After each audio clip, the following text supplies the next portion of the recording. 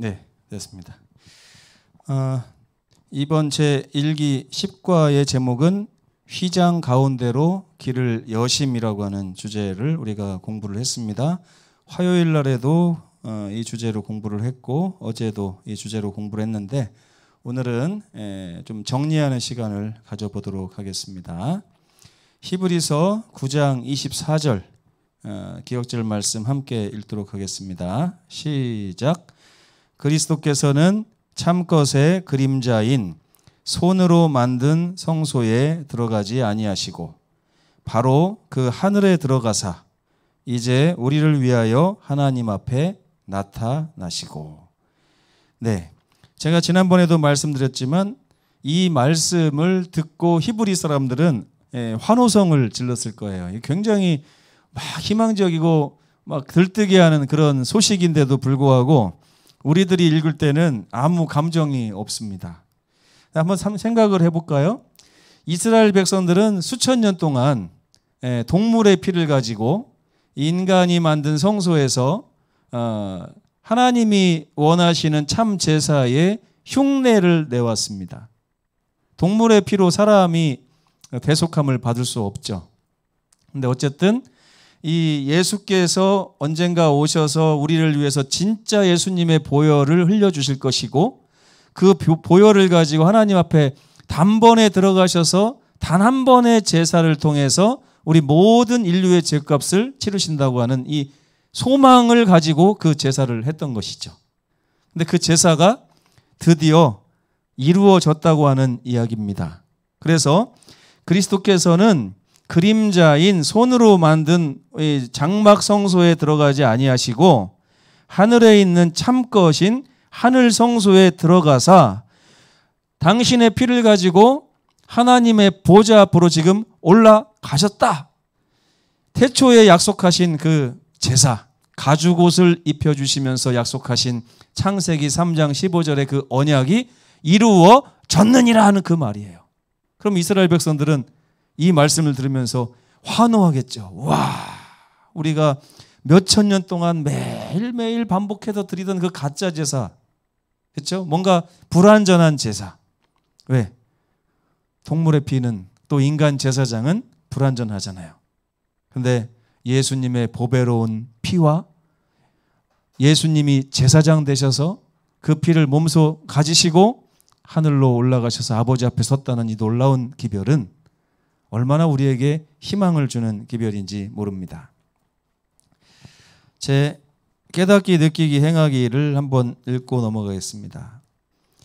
예수님께서 승천하셔서 하나님 앞에 서 계심으로 우리에게 새로운 살 길이 열렸음을 깨닫는다.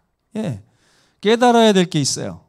아까 주제절에서도 말씀을 드렸지만 예수께서 참것인 하늘 성소에 올라가셨다고 하는 이 말이, 이 내용이 무엇을 뜻하느냐 하는 것입니다. 그것은 뭐라고 그래요? 예수님이 승천하셔서 하나님 앞에 서 계시다는 얘기는 우리에게 새로운 살 길이 진정으로 열렸다 하는 것을 나타내는 거라는 거예요. 여러분, 무슨 길이 열렸다고요? 살 길이 열렸습니다. 살 길 열린 분들 치고는 표정이 안 좋습니다. 살 길이 열렸어요. 여러분, 죽을 길에 서 있던 적이 계십니까 혹시? 계셨어요? 제가 어렸을 때 부모님을 따라서 충남 금산이 제 고향인데 충남 홍성으로 결혼식을 갔어요. 근데 제가 이렇게 통제가 안 되는 아이였다 보니까 이렇게 결혼식은 뭐 저쪽에 따로 진행이 되는데 저는 온통 그 홍성 시내를 막 쏘다니면서 교회고 어디고 뒷동산이고 다 쏘다니고 다녔습니다. 한참을 놀다 보니까 왜 밥을 안 주지? 이런 생각이 드는 거예요. 그래서 밥을 먹으러 갔는데 아까 그렇게 많던 사람들이 하나도 없는 거예요. 결혼식이 이미 다 끝나고 밥도 다 먹고 다 헤어졌는데 저만 덩그러니 남아있는 것입니다. 제가 그때 6살 때인가 그랬어요. 죽을 길이 열린 것입니다. 이제 어떻게 할 수가 없어요. 그래가지고 남자는 태어나서 3번만 울어야 된다고 하는데 이때가 그때구나 그러면서 제가 막 울면서 엄마 아버지 하면서 찾고 그랬어요. 근데 어떻게 교회에 이렇게 한 명도 없을 수가 있어요? 보니까 시간이 아마 오후 몇 시까지 지난 것 같아요. 한참 있다가 저쪽에서 버스가 한 대 쫙 오면서 그 버스에서 창문을 열고 아버지가 제 이름을 부르면서 신비나게 부르는데 그때 제 마음이 아버지를 이게 잘 안 보여 멀어가지고 근데 가만히 보니까 제 이름이 들리는 것 같아요. 그래서 막 뛰어가가지고 아버지 얼굴을 확인하는 순간 우와 그랬어요. 왜요? 이제 살았구나. 살 길이 열렸구나. 제가 이런 걸 가지고 이 비유를 들어도 되나 모르겠습니다. 이거는 차원이 다른 거예요. 태초에 우리가 범죄함으로 인해서 사망의 길에 접어든 우리를 하나님께서 가죽옷을 지어 입히시면서 조금만 기다려라. 내가 너희를 위하여 피를 지불하겠다. 그리고 너희를 살리겠다라고 하는 약속이 4,000년 동안이나 그냥 약속으로만 남아 있었잖아요. 그러면서 그 약속을 믿은 백성들이 제사를 통해서 양을 잡아들이면서 이게 바로 우리를 위해서 주시겠다고 하신 하나님의 피야 하면서 이게 자꾸 리마인드하고 마인드 컨트롤 하면서 제사를 지냈던 것입니다. 근데 인류의 역사가 거기서 맞춰졌다면 인류에게 살 길이 열린 거예요? 안 열린 거예요? 네? 지불이 안 됐잖아요. 지불이. 보증을 서주겠다고 누가 약속을 했는데 뭐 10월 17일까지 보증을 제가 반드시 서서 그때 이 사람이 빚진 거를 갚아주겠습니다 했는데 그분이 10월 16일 날 돌아가셨어요. 그럼 어떻게 합니까? 그 빚이 다시 누구에게 와요? 나에게 다시 오는 거예요. 보증인이 죽어버리면. 그래서 인류의 역사가 예수께서 십자가를 지시기 전에 멈춰졌다면 인류의 모든 4,000년 동안의 꿈과 희망, 소망은 다 물거품이 되는 것입니다. 그런데 예수께서 약속을 지키셨을 뿐만 아니라 승천하셔서 하나님 앞에 서 계시다는 얘기는 하나님께서 예수님을 통해서 드려진 이 제사를 간합하심으로 우리가 이제 살 길이 열렸다고 하는 강력한 선언인 거예요. 그거를 이번 주 교과를 통해서 깨달으시라는 겁니다. 감사하게. 네, 감사하게. 제사 중에서 감사의 제사는 어떻게 올린다고 그랬습니까? 네, 흔들어서 요제로 올린다고 그랬죠. 거제로 올리기도 하고 요제로 올리기도 합니다. 기쁨과 감사를 하나님께 표현하는 거예요. 우리가 오늘 이 교과를 마칠 때에 정말 요제의 제사를 하나님께 드리게 되길 간절히 바랍니다. 그러면 깨닫고 나면 뭘 느껴야 되느냐? 예수님을 통해 하나님의 영광을 바라보며 구원의 확실한 소망 가운데서 이제 살 수 있게 됐구나. 그러면서 감사하라는 거예요. 아, 이제 나 집에 갈 수 있게 되겠구나.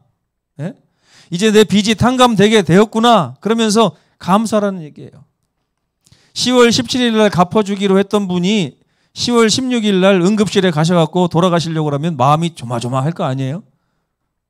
근데 10월 17일 날 그분이 은행 통장으로 송금을 하셔서 내 빚을 갚아주셨다 하는 소식이 딱 들려오면 아, 이제 살았구나. 좀 치사하긴 하지만 이제 그분 돌아가셔도 되겠다. 이런 생각이 들 거 아닙니까? 행악이 우리를 향한 하나님의 초청에 적극적으로 반응하여 담대히 하나님 앞으로 나아간다. 여러분, 하나님 앞으로 나아가면 어떻게 되는지 아십니까? 원래? 네, 죽게 돼요. 하나님의 그 영광의 광채 때문에 사람이 죽게 됩니다. 여러분, 자외선만 쏘여도 죽어요. 잘못 쏘이면. 그렇죠? 그래서 우리 주님께서는 히브리서 막바지 12장 막바지에 가면 우리 주님은 소멸하는 불이다라는 말씀이 있어요. 하나님의 그 영광의 광채를 이 죄인들이 탁 쏘이게 되면 그냥 소멸되는 것입니다. 그래서 우리가 맨날 뭐 바르잖아요. 그 빛 안 보이게 하려고. 그렇죠? 그 이제 선크림 역할을 하는 게 휘장이에요. 휘장. 근데 휘장을 예수께서 열어 제끼셨다는 얘기는 뭐예요? 더 이상 선크림에 이렇게 가릴 필요가 없다는 것입니다. 하나님 앞에 나아갈 수 있는 존재가 되었다는 거예요. 이게 감사한 거죠. 그래서 우리가 날마다 은혜의 보좌 앞으로 담대히 나가서 하나님을 만나고 예수님을 통해서 그분과 교제하는 시대가 지금이라는 것입니다. 네, 오늘 교인이 없어서 아멘도 없네요. 그러니까 그런데 여러분, 중요한 것은 오늘날 많은 성도들이 계신데도 불구하고 이 기쁨을 누리는 사람들이 많이 없습니다. 여전히 보좌 앞에 나가려고 하면 두렵고 떨리고 내가 나가도 되나? 이렇게 죄가 많은데 용서받을 수 있을까? 별 걱정을 다 해요. 그래서 오늘 교과가 휘장 가운데 길이 나 있으니 걱정 말고 하나님께 나가라, 그런 뜻입니다. 제자들이요, 예수께서 하늘로 올라가신 후에 감람산에서 이렇게 돌아왔을 때 그들의 마음이 기쁨과 환희로 가득 차 있었습니다. 이거 여러분 이해하셔야 돼요. 그들이 왜 기쁨과 환희에 가득 차 있었는가? 왜 그랬을까요? 십자가에서 예수께서 달려 돌아가실 때가 기뻤을까요? 아니면 예수께서 부활하셔서 하늘로 승천하셨을 때가 기뻤을까요? 그렇죠? 여러분, 십자가에 우리 신앙이 머물러 있으면 안 돼요. 십자가에 우리 신앙이 머물러 있으면 맨날 울고 불고 짜고 이거밖에 될 수가 없어요. 예수님이 거기서 돌아가시고 피 흘리고 계신데 어떻게 야, 난 이제 살았다 이렇게 할 수가 있습니까? 아버지가 내 대신 곤장을 맡고 있는데 어떻게 야, 나는 안 맞는다 그러면서 기뻐할 수가 있어요? 이건 말도 안 되죠. 십자가는 슬픈 것입니다. 십자가는 슬픈 거예요. 그런데 나를 위해서 십자가를 지셨던 우리 예수께서, 돌아가신 분께서 다시 부활하시고 이제 승천하셨다는 이 소식은 이제 두 가지 문제가 다 해결된 거예요. 첫째, 내 죄값도 치러졌어요. 그리고 우리 아버지도 살아계시고 다시 살아나셔서 영원한 왕으로 취임을 하시니까 이게 좋은 것입니다. 모든 문제. 그러니까 여러분, 우리의 기쁨은 어디에 초점이 맞춰져 있어야 돼요? 승천에 초점이 맞춰져 있어야 돼요. 그래서 제자들의 이 기쁨과 환희는 이런 것입니다. 그들의 주인이셨고 그들의 친구 되신 예수께서 2년 반 동안, 3년 동안 그들과 함께 하셨잖아요. 그렇게 친하고 행복하고 사랑을 나누던 그분이 돌아가셨을 때는 그토록 슬펐는데 그분이 다시 일어나셔서 하늘로 승천을 하시며 하나님 보좌 우편에 앉으셔서 통치자로 취임을 하시고 제사장으로 취임을 하신다고 하는 그 소식을 알고서 그분을 지금 보내고 있는 거 아니에요. 얼마나 기뻤겠습니까? 온 우주의 왕이 우리의 친구였구나. 온 우주의 왕께서 나의 주인이시구나. 이제 나는 겁날 것이 없구나. 그러면서 감람산에서 내려온 거예요, 이 사람들이. 근데 예수님이 약속을 하나 주시고 하셨어요. 내가 아버지 앞에 갈 텐데 너희를 대표해서 간다. 너희와 함께 가는 거야. 너희가 이제부터 나와 하나 되었으니 내 이름을 가지고 아버지께 구하면 아버지께서는 너희의 기도를 거절하지 않으실 것이다. 그러니 내 이름으로 열심히 아버지께 구하면 받으리라 하는 약속을 주셨어요. 와, 이게 얼마나 좋습니까? 그래서 제자들은 기쁨과 환희 가운데 내려오게 되었습니다. 비록 그들은 여전히 이 땅에 살게 되겠죠? 악한 권세가 여전히 그들을 공격할 것입니다. 근데 만약에 그들이 이 감람산에서 가지고 내려온 이 기쁨과 환희를 잃어버리지 않는다면 이 땅의 어려움이나 악한 권세의 공격 감당해낼 수 있을까요? 없을까요? 있어요. 그렇죠? 기쁨과 환희를 통해서 이걸 이겨낼 수 있습니다. 그래서 제자들의 그 이후의 삶이 오순절의 이후의 그들의 삶을 보면 얼마나 담대하고 얼마나 행복하고 감옥에 가서도 찬미를 부르고 하는 그런 아주 영향력 있는 힘찬 생애를 살았는데 그게 바로 감람산에서의 기쁨과 환희 때문이었습니다. 왜요? 예수님의 승천은 하늘 본향으로 향하는 길이 열렸다고 하는 것을 증거하는 것이기 때문에 그렇습니다. 그거 알려주시려고 예수께서 40일이나 여기서 소모를 하셨어요. 40일 동안, 40일 전에 그들이 이거 알았나요? 몰랐나요? 몰랐어요. 근데 40일 동안 예수께서 계속 알려주시고 이게 내가 죽은 게 뭐고 부활이 뭐고 내가 왜 승천해야 되는지를 알려주셨을 때 제자들이 마음이 뜨거워졌습니다. 마음이 뜨거워졌어요. 여러분, 이러한 승천하시는 예수님으로 인한 이 기쁨이 오늘 주제절에 표현되어 있는 거예요. 참것인 하늘 성소에 들어가서 하나님 보좌 우편에 앉으셨다고 하는 이 소식이 바로 이 소식인 것입니다. 제자들이 가지고 내려왔던 소식. 이 기쁨이 우리 모두의 기쁨이 되길 바랍니다. 이번 주에 이스라엘의 3대 절기, 출애굽기 23장에 나온 이스라엘의 3대 절기, 하나님께서 명령하셨잖아요. 3번 나를 만나라. 근데 참 신기한 거는 출애굽기 23장에 하나님께서 이 세 절기를 말씀하셨는데 이 세 절기에 대한 설명이 어디 나오냐면 그 다음 책인 레위기 23장에 나옵니다. 23장에서 23장으로 이어져 있어요. 성경 찾아보시면 되게 신기합니다. 출애굽기 23장에 하나님이 명령하신 이 세 절기가 레위기 23장에 그대로 설명이 되어져 있어요. 이 세 절기는 무교절, 유월절, 그러니까 유월절로 시작하는 무교절, 그리고 맥추절, 그리고 초막절, 이 세 절기입니다. 근데 히브리서의 신학은 이 세 절기 중에 어디에 초점이 맞춰져 있다고 제가 설명을 드렸습니까? 네, 맥추절이에요. 맥추절, 이 오순절 50일째 되는 날, 요 날에 초점이 맞춰져 있다고 제가 말씀을 드렸습니다. 그래서 여기서 잠깐 살펴보고 갈게요. 어제 제가 약간 헷갈려가지고 아무도 청중이 없다 보니까 저 혼자 막 헷갈렸어요. 그래서 잠깐 틀리게 말씀드린 게 있는데 이걸 다시 한번 설명을 드리겠습니다. 이스라엘에는 절기가 6개가 있고 안식일, 제7일 안식일이 아닌 그냥 하나님의 절기 안식일이 7개가 있습니다. 7개가. 근데 이스라엘에게 지금 하나님이 3번 보이라고 했잖아요. 3번. 근데 절기는 몇 개예요? 6개죠? 6개. 근데 이 6개에 다 참석해야 됩니까? 3번만 참석하면 됩니까? 이게 넌센스인데요. 이 색깔이 지금 3개로 나눠져 있죠? 6월절에 온 사람은 무교절까지 다 지키고 가게 돼 있습니다. 날짜가 붙어 있으니까요. 맥추절은 혼자 있고, 나팔절이 7월 1일로 시작해가지고 초막절까지 7월 22일. 그럼 이스라엘 백성들이 세로가 280km고 가로가 한 140km 정도 되는데 예루살렘에 한번 모여가지고 나팔절에 모였다가 집에 갔다가 10일 날 다시 모였다가 집에 갔다가 15일 날 다시 모이고, 이거 됩니까? 안 됩니까? 안 돼요. 그러니까 이스라엘 백성들은 어차피 초막절에 참석하려면 언제부터 와야 돼요? 7월 1일 전에 와야 돼요.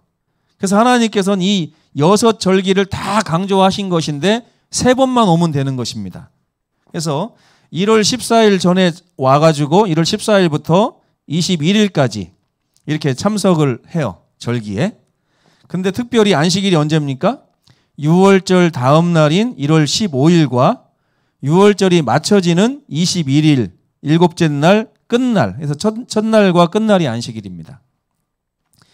그런 다음에 이 무교절 둘째 날, 그러니까 1월 16일 날에는 첫 이삭을 하나님께 요제로 드리게 돼 있어요. 그 첫 이삭은 예수님의 부활을 상징하는데 그때로부터 50일을 계산을 해가지고 맥추절을 지킵니다. 이게 그래서 77절이라고도 해요. 7번의 안식일이 지나기 때문에 77절. 그리고 그 다음 날이 맥추절이기 때문에 50번째라고 해서 오순절이라고도 하는데 헬라 시대의 오순절이라고 하는 말로 이걸 맥추절을 부르게 됐습니다. 근데 7월 1일 날에는 이제 나팔절, 7월 10일 날에는 대속제일, 이게 다 당일날이 안식일이에요. 맥추절 당일도 안식일, 나팔절 당일도 안식일, 대속제일 당일도 안식일. 그 다음에 4일 있다가 7월 15일부터 22일까지, 여기는 7박 8일이에요. 어제는 제가 무교절도 7박 8일이라고 했는데 6박 7일입니다. 무교절은 6박 7일, 초막절은 7박 8일. 그래서 첫째 날과 마지막 날이 안식일입니다. 그래서 이스라엘의 안식일은 하나님은 7자를 좋아하시잖아요. 애울 것도 없어요. 그냥 7번입니다. 7번. 예. 절기는 6개. 왜? 인간이 지켜야 되는 절기. 그죠? 6개. 인간의 숫자.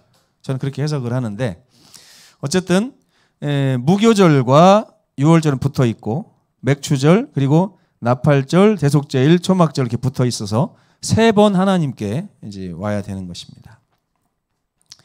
근데 이 3번의 절기가 뭐와 관련이 있다고 제가 말씀드렸어요. 이 교과에. 예수 그리스도의 봉사의 3단계와 관련이 있습니다.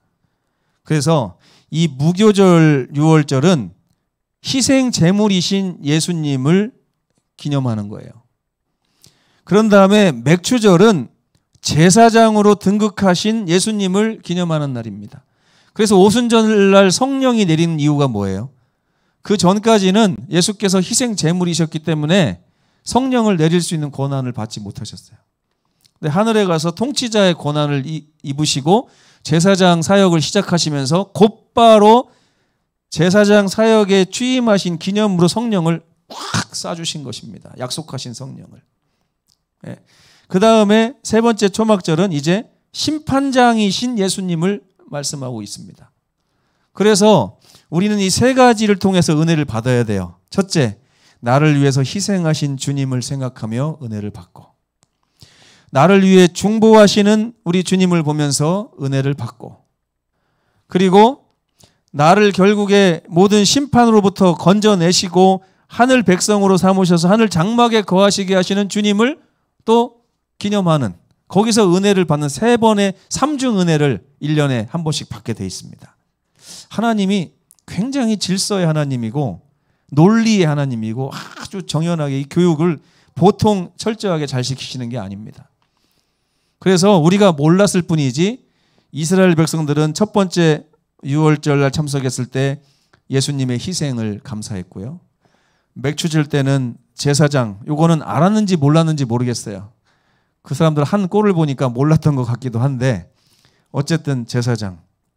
3번째 초막절은 하늘에 가서 영원토록 누릴 그 모든 죄가 해결된 이후에 누릴 그 행복을 심판자이신 우리 주님을 생각하면서 이렇게 은혜를 받았다는 것입니다.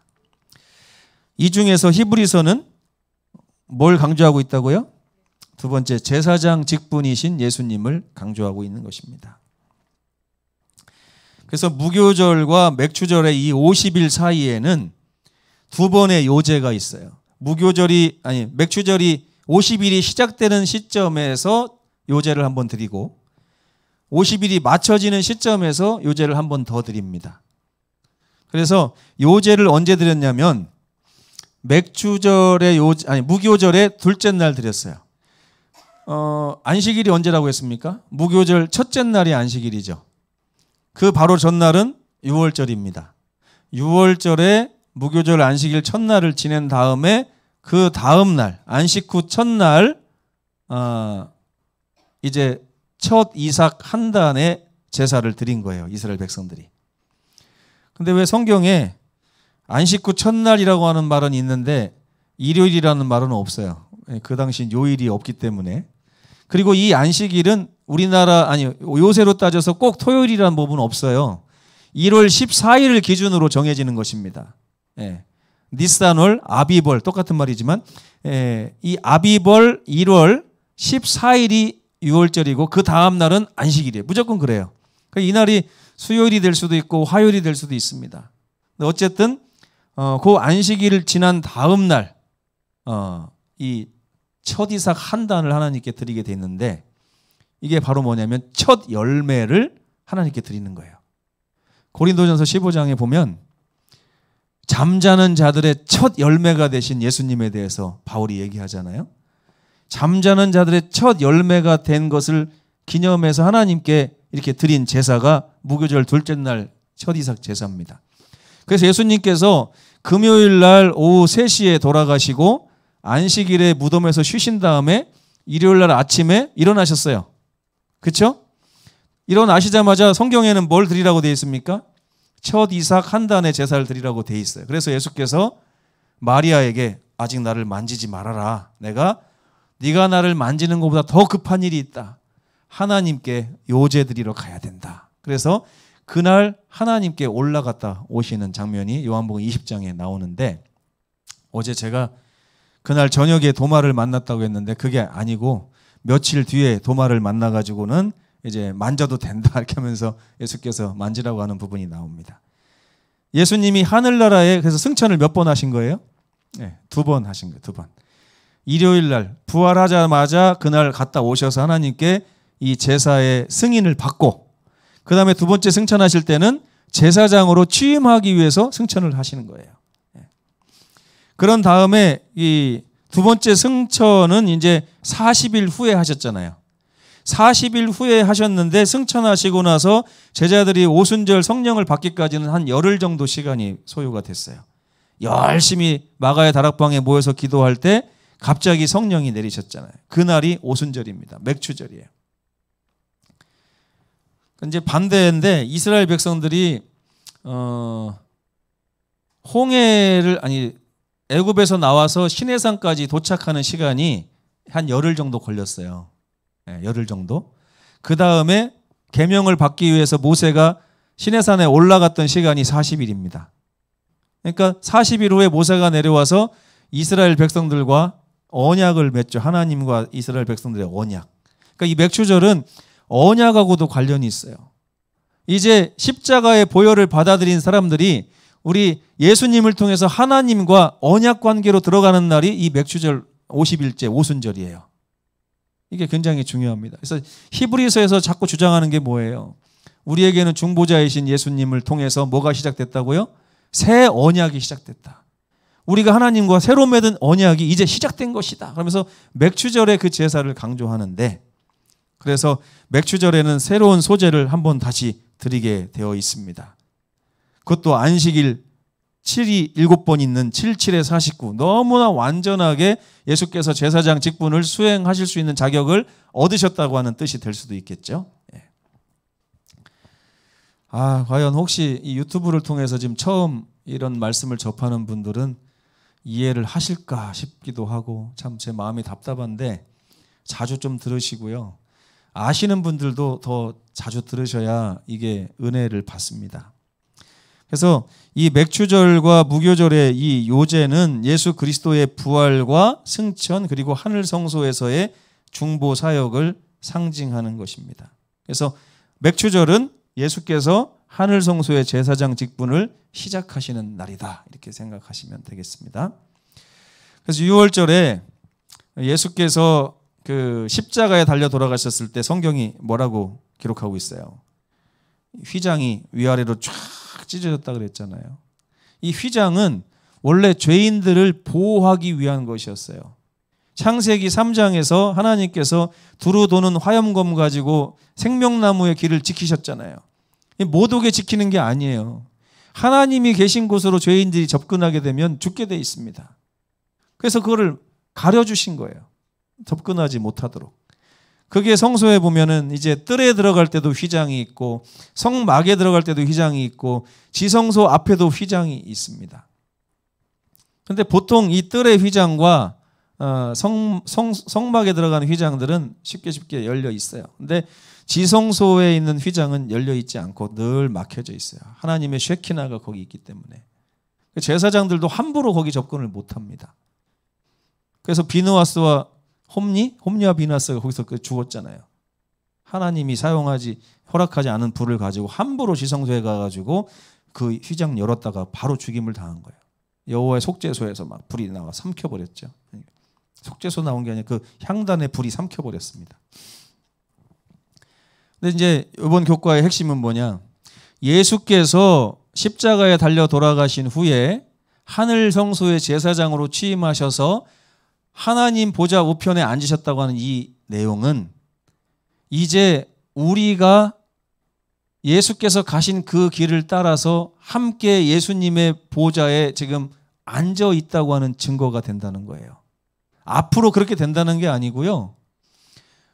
우리는 예수님 안에 거하는 사람들이기 때문에 예수님을 하나님이 받아주셨다는 얘기는 예수 안에 있는 우리도 간합하셨다는 얘기가 되는 거예요. 그래서 우리는 앞으로 있을 일처럼 바라보면서 이 하늘 성소를 바라보고 살면 안 됩니다. 그러면 이게 약간 기쁨이 반감이 돼요. 근데 예수님이 하나님 보좌 우편에 앉았다는 것을 볼 때 어떤 마음을 가져야 되냐면, 저기가 내 자리구나. 예수님을 통해서 저 자리가 나에게 이미 주신 바 되었구나 하는 것을 깨달아야 돼요. 그의 기쁨이 그래야 이제 증폭이 되는 것입니다. 스데반이 죽을 때 어떤 말이 기록되어 있습니까? 성경에. 하늘이 열리고 예수께서 하나님 보좌 우편에 서 계신 것을 보노라, 이렇게 말을 했어요. 스데반은 그 기쁨 가운데 생을 마감했습니다. 그 스데반이 느끼면서 생을 마감한 기쁨이 어떤 기쁨이냐면, 처음에 말씀드린 감람산에서 기쁨과 환희를 가지고 내려왔던 그 제자들이 가졌던 소망과 그 기쁨이었어요. 그들은 같은 걸 가지고 사는 것입니다.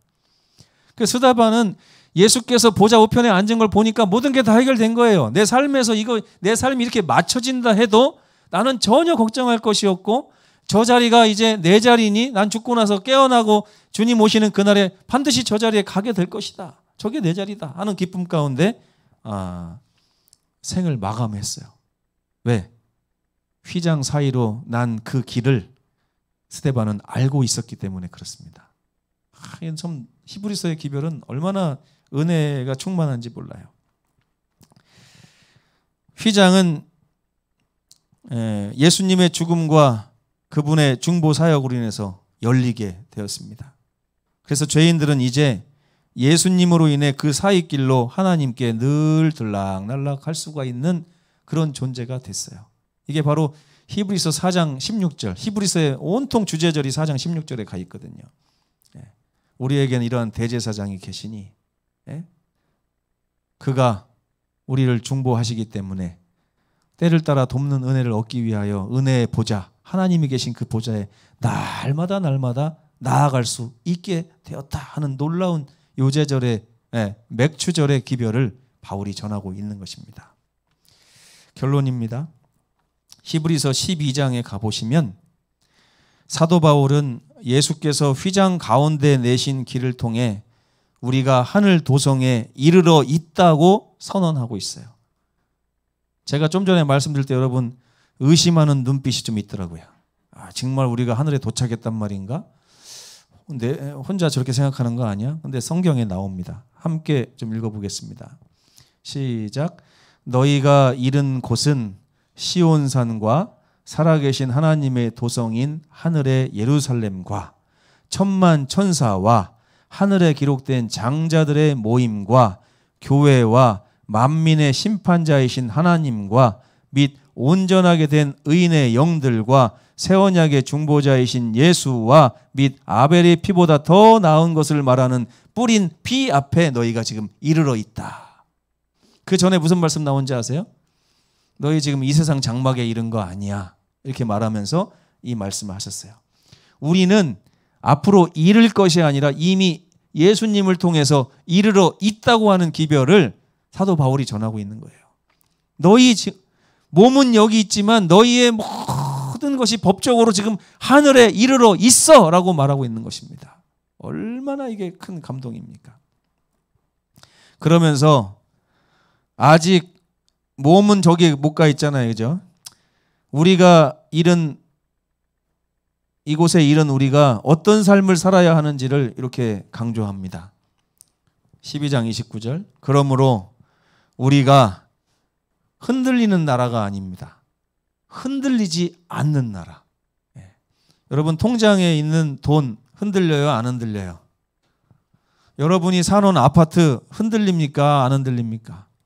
요새 막 아파트 가격이 내려가니까 데모가 나고 장난 아니더라고요. 흔들려요. 근데 우리가 받은 나라는 흔들리지 않는 나라래요. 그렇기 때문에 은혜를 받으셔야 돼요. 얼마나 이게 은혜가 되는 건지 모릅니다. 이로 말미암아 경건함과 두려움으로 하나님을 기쁘시게 하는 섬김을 살지니 우리 하나님은 소멸하는 불이심이라. 소멸하는 불이신 우리 하나님 앞이지만 우리는 예수 그리스도를 통하여 흔들리지 않는 나라를 유업으로 받았어요. 이제 우리는 드디어 하나님을 섬길 수 있는 떳떳한 하나님의 자녀가 되었습니다. 보라, 하나님께서, 아버지께서 어떠한 사랑을 우리에게 베푸사 하나님의 자녀라 일컬음을 얻게 되었는가.